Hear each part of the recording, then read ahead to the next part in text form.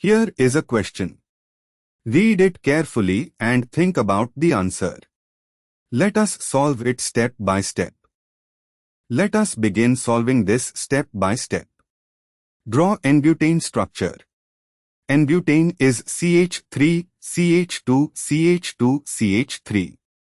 It has two types of hydrogen atoms, the 6 equivalent primary H atoms on C1 and C4 and the 4 equivalent secondary H atoms on C2 and C3.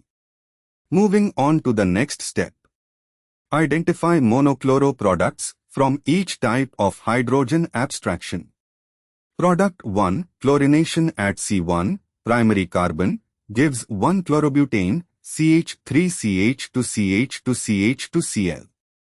This is a simple achiral molecule, only one structure, no stereoisomers. Product 2, chlorination at C2, secondary carbon, gives 2 chlorobutane, CH3CHClCH2CH3. C2 becomes a chiral center, 4 different substituents, H, Cl, CH3, CH2CH3.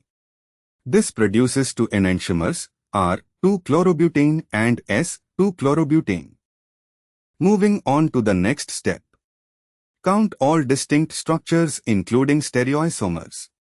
1 chlorobutane, 1 compound, no chiral center. R, 2-chlorobutane, 1 compound.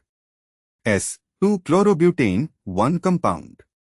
Total is equal to 1 plus 2 equals 3 monochloro products.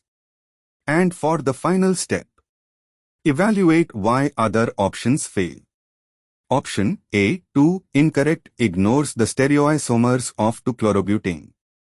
Option C, 4 and D, 5, incorrect, there are only 2 distinct types of CH bonds in N-butane, giving only 2 constitutional isomers, one of which has 2 stereoisomers, totaling 3.